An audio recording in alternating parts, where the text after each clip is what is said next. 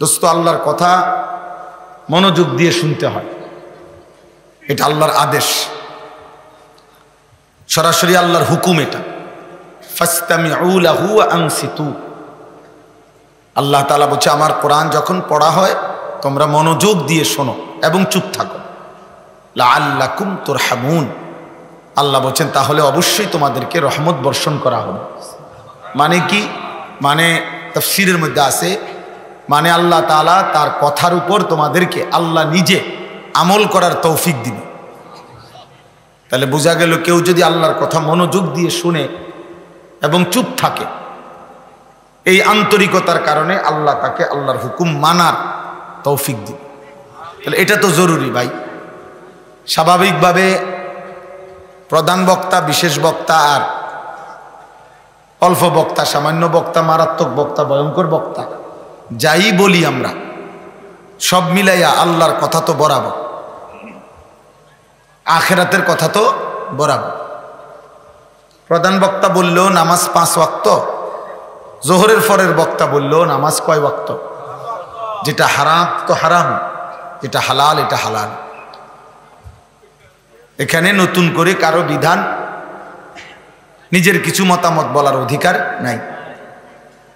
এই জন্য এই সমস্ত দুনিয়াবি হুলস্থুল, জনপ্রিয়তা, হই হুল্লোড়, এটা একদমই ধোঁকা।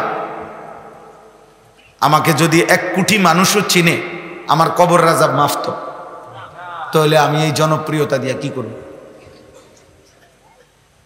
আমি তো ইলেকশনের প্রার্থী না যে সবার ভোট দরকার।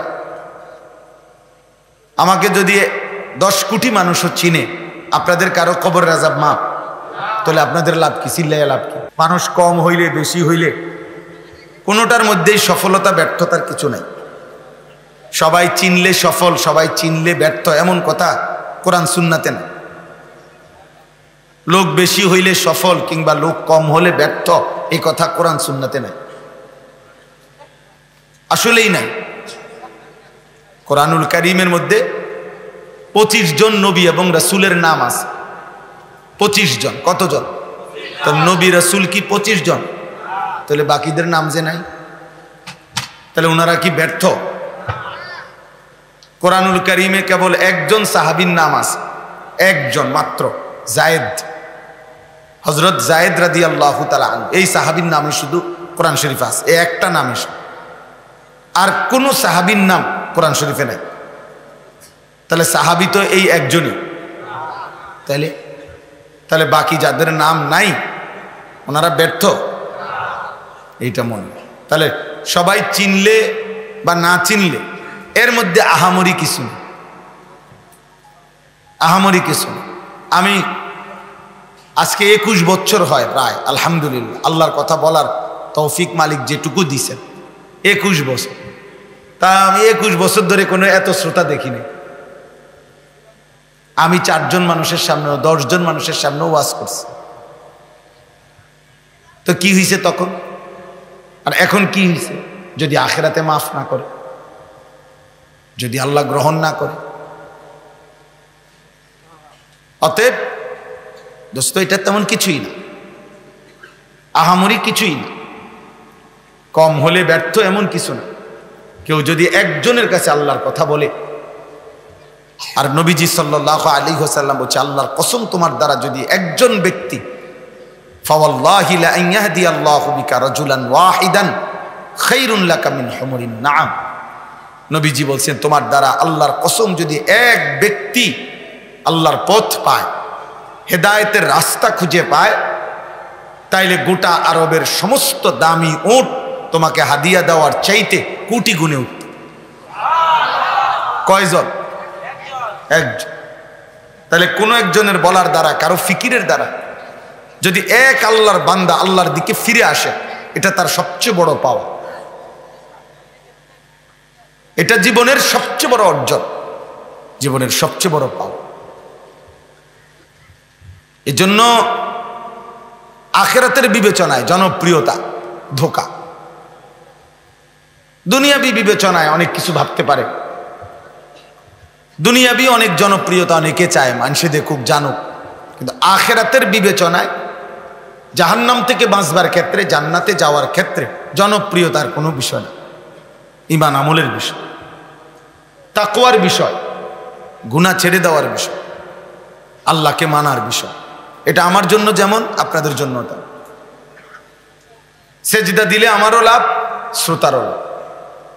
একটা একটা গুনাহ ছেড়ে দিলে আমারও লাভ, শ্রোতাদেরও লাভ।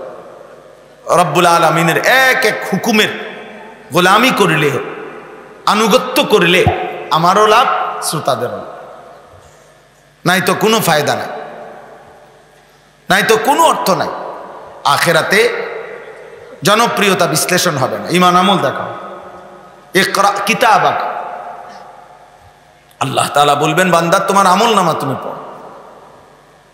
কাফা বিনাফসিকাল ইয়াউমা আলাইকা হাসিবা, আজ তোমার হিসাবের জন্য তুমিই যথেষ্ট। আমলের হিসাব তুমিই করো।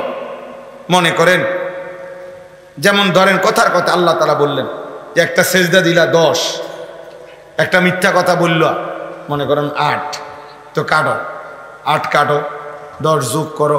এবারে কাটা সিরা কইরা তোমার নেকি তুমি যোগ দাও, তোমার গুনাহ তুমি বিয়োগ দাও, দিয়ে তুমি বলো যে তুমি জান্নাতি না জাহান্নামী। তুমি হিসাব লাগো। কাফা বিনাফসিকাল ইয়াউমা আলাইকা হাসিবা, তোমার ফলাফল তুমি তৈরি করো, তুমি যথেষ্ট। আল্লাহ বলবেন ফামান যুহজিহা আনিন নার ওয়া উদখিলাল জান্নাহ ফাকাদ ফাজা। আল্লাহ বলেন হাসরের দিন যাকে জাহান্নাম থেকে মুক্তি দেয়া হলো, জান্নাতে প্রবেশ করানো হবে, সেই কেবল সফল হলো। ফাকাদ ফাজা, সে কৃতকার্য হলো। অতএব না বক্তা নিয়ে লাফানের কিছু আছে, না শ্রোতা নিয়ে লাফানের কিছু, কারোই কোনো ফায়দা না। ঈমান আমলের উপরেই ফায়দা, ঈমান আমলের উপরেই ফায়দা। এটা আল্লাহর ইচ্ছা, এটা মালিকের দয়া। কখনো মানুষ কাউকে দিয়ে আল্লাহ 10 জনের সামনে বলায়, কাউকে দিয়ে আল্লাহ 10,000-এর সামনে বলায়, এটা সম্পূর্ণ মালিকের ইচ্ছা। কাকে কখন কতটুকু ব্যবহার করবেন তিনি দ্বীনের কাজে, সেটা আল্লাহর ইচ্ছা। নিবেন কয়জন, বাদ দিবেন কয়জন, এটা আল্লাহর ইচ্ছা। তোমরা ছেলেরা, বাবারা, আমি সবাইরে বলি, একটা উদাহরণ সহজ, সবাই বুঝবেন। আমাদের নবী সাল্লাল্লাহু আলাইহি ওয়াসাল্লাম মক্কার জমিনে যখন কালেমার দাওয়াত দিছেন, তো দাওয়াত তো তিনি আবু জেহেলকেও দিছেন, আবু বকরকেও দিছেন, আবু লাহাবকেও দিছেন, উতবা, শাইবা, এই কাফের সর্দার যারা, এদেরকেও দিছেন। ওমর, উসমান, আলী, তালহা, জুবায়ের, ওনাদেরকেও দিছেন। তাইলে একই বংশের লোক। আবু বকর যেই বংশের, আবু জাহেলও কুরাইশ বংশের। ওমর যেমন কুরাইশ বংশের, আবু লাহাবও তেমন কুরাইশ বংশের। ওসমান যেমন কুরাইশ বংশের, আস ইবনে ওয়াইল কাফের সর্দার। কিছু ছেলে আছে চূড়ান্ত গাদ্দার, কলিজার মধ্যে এক বিন্দু কোনো ডর, ভয়, মায়া বলতে কিচ্ছু নাই। এটার কারণ কি? হাদিসের মধ্যে আছে, আল্লাহ নবী সাল্লাল্লাহু আলাইহি সাল্লাম বলছেন, কিছু মানুষ আছে এমন, সাংঘাতিক কথা এটা। নবীজি বলছেন নাফরমানি আর গুনাহ করতে করতে কিছু মানুষের অন্তর এমন হয়ে যায় যেন তা উল্টা কলসি, উল্টানো কলসির মতো। কলস যদি উল্টাইয়া ফেলে, এবং নবীজি বলছেন শুধু উল্টা কলসি না, বরং উল্টা কলসির পিঠে আলকাত্রা মাখানো। এইটা যেমন কলস যদি উল্টাইয়া ফেলে আবার আলকাত্রা মাখাইয়া রাখে, এখানে এক ফোঁটা পানিও এটার মধ্যে থাকবে না। আটলান্টিক মহাসাগরের পানিও যদি এটার উপরে ঢালে, এটা পুড়বে না। কেন পুড়বে না? পানি নাই। কেন পুড়বে না? কেন? কলসটা যেহেতু কি উল্টান, আবার আলকাত্রা মাইখা রাখছে, কুদুর যে ফোঁটা লাগবো পানি, এটাও লাগে না। আল্লাহ নবী সাল্লাল্লাহু আলাইহি ওয়াসাল্লাম বলেন, কিছু মানুষ গুনাহ করতে করতে, হারাম করতে করতে, আল্লাহর অবাধ্যতা করতে করতে একদিন আল্লাহ তাআলা তার দিলটা উল্টায় দেয়। কসম খোদা, এমনভাবে উল্টিয়ে দেয় যেন উল্টা কলস আলকাত্রা মাখানো। ফলে কি হয়? নবী সাল্লাল্লাহু আলাইহি ওয়াসাল্লাম বলেন, লা ইয়ারিফু মারুফান ওয়ালা ইউনকিরু মুনকারান। ফলে সে আর নেক কাজকে তার কাছে মনেই পড়ে না, গুনার কোনো কাজ তার কাছে গুনাই মনে হয়। মিথ্যা বলতেছে তো বলতেই আছে, সামনে পিছনে, সকালে দুপুরে বিকালে। চুরি করতেছে তো করতেই আছে, ওজনে কম দিতেছে তো প্রতিদিন, সুদ খাইতেছে তো প্রতিদিন, গালি দিতেছে তো প্রতিদিন, বেহায়া চলছে তো প্রতিদিন, ওজনে কম দিতেছে প্রতিদিন, হারাম ছবি, নারী, নাটক, সিনেমা, টেলিভিশন, নর্তকী দেখতেছে তোর প্রতিদিন, এক তালে, এক রঙে, এক ডঙ্গে। সুদ খাইতেছে তো আজকে 30 বছর, মহিলা বেপর্দা তো আজকে 20 বছর, 10 বছর। আহা, এর কারণটা কি? একজন মুমিন এত পাষাণ হয়? তোমরা একটা ছেলে বলো বাপ, 365 দিন, খোদার 1 বছর কোনো দিন যে ফজরের নামাজ পড়লা না, একদিনও না, তোমার ইনসাফ কি বলে? মুসলমানের বাচ্চা এত নিকৃষ্ট হয়? মুসলমানের ঘরে এত বড় জানোয়ার থাকে? এ তো মানুষ না, এত জানোয়ার। এটা আস্তা জানোয়ার, এটা আস্তা জানোয়ার, এটা পুরাটা জানোয়ার, এটা আপাদ মস্তক জানোয়ার, এটা পুরাটা হাইওয়ান। এটা মানুষ নামের এক চতুষ্পদ জন্তু, ইনসান নামের এক পশু। এটা মুসলমান কি 365 দিনে কোনদিন মনে পড়বে না নামাজ? তোর বাপ নাই বেটা, তোর মা নাই, তোর কোনো সৃষ্টিকর্তা নাই, তোর কোনো নবী নাই, তোকে কেউ বানায় নাই, তোর কি কোনো কিতাব নাই, তোমার কোনো ধর্ম নাই? এটা মানুষ বেটা। তাইলে মানুষ তো হোঁচট খাইতে পারে, তাই বলি কি মানুষ চিত্তিয়ে ফিরে থাকে? রাস্তা পিছলে তো খাইতেই পারে, আবার দাঁড়ায় যাবে। ভুল তো হতেই পারে, এক বেলা আধ বেলা তো ছুটতেই পারে, তাই বলে 365 দিন, 5 বছর, 3 বছর প্রতিদিন কোনদিনই ফজরের নামাজ, 5 ওয়াক্ত নামাজ পড়বে না? মানুষের বাচ্চা, মুসলমানের বাচ্চা এত বড় হাইওয়ান হয়? কারণটা কি দোস্ত? এমন হয়ে গেল কেন? এমন হয়ে গেল কোনদিনে কেন মনে পড়ে না সুদখোর যেটা হারাম? আজকে 30 বছর ধরে আপনি প্রত্যেক দিন টেলিভিশন দেখেন, নাটক, সিনেমা দেখেন, আপনি এমন শক্ত হয়ে গেলেন কেন যেটা কোনোদিনে আপনার মনে পড়ে না এটা গুনাহ? আপনি যে ডেইলি বিড়ি খান, আপনাদের কি একদিনও মনে পড়বে না এটা গুনাহ? হিসাবটা বোঝেন নাই? এরকম শক্ত হয়ে গেল কেন কলিজা? আসল কথা হলো দিল কি হয়ে গেছে, বুঝো না বাবা? খানা, ভাত তরকারি, হ্যাঁ, ঘুম আর পেশাব পায়খানা আর লজ্জাস্থানের চাহিদা, এ তো কুত্তারও পূরণ হয়। এগুলো তো কুত্তারও পূরণ হয় বেটা।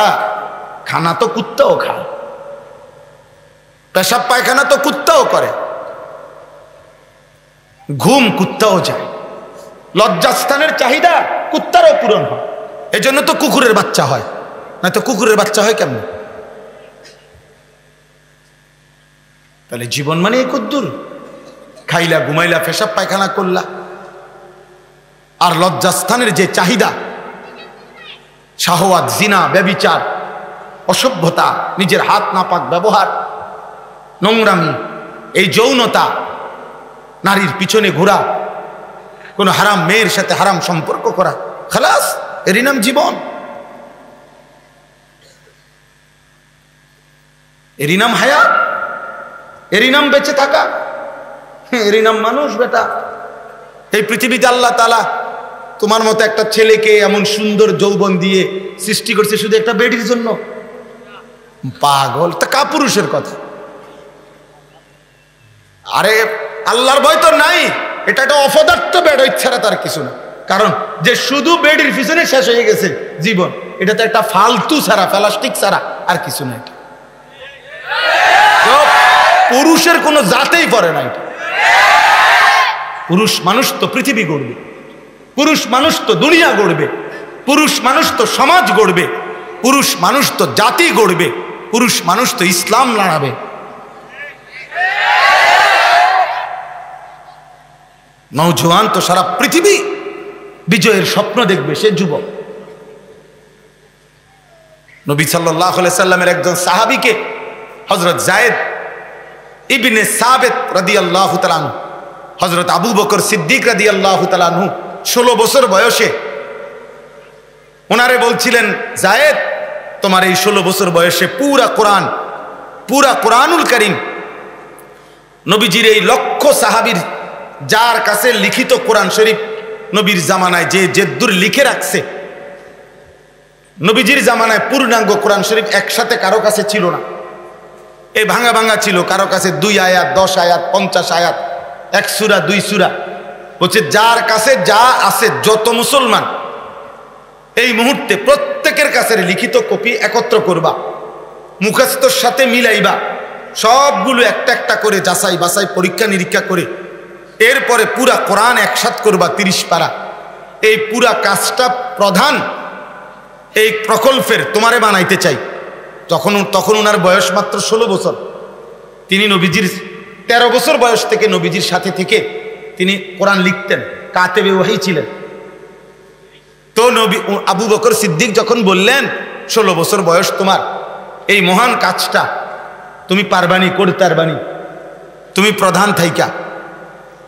কিতাবের মধ্যে আছে উনি বলছিলেন, আমিরুল মুমিনিন আবু বকর, আমি সেই যুবক, আপনি যদি বলেন আমাকে এই পাহাড়টা, মদিনার একটা পাহাড়, হাতের আঙ্গুল দিয়া ইশারা দিয়া উনি বলছে, আমাকে যদি বলেন এই পাহাড়টা কাইটা এখান থেকে আরেক জায়গায় স্তূপ দিতে, আল্লাহর কসম আমি সেটাও পারবো। মানে উনি বুঝাইছে যে আমি তো নওজোয়ান, আমি পারবো না তো কি, পৃথিবী গড়বো তো আমি। আল্লাহর কোরআনের এই মহান কাজ আমার বয়সে না করতে পারলে বুড়া মানুষ কি করবে? এবং উনি করছেন সেটা।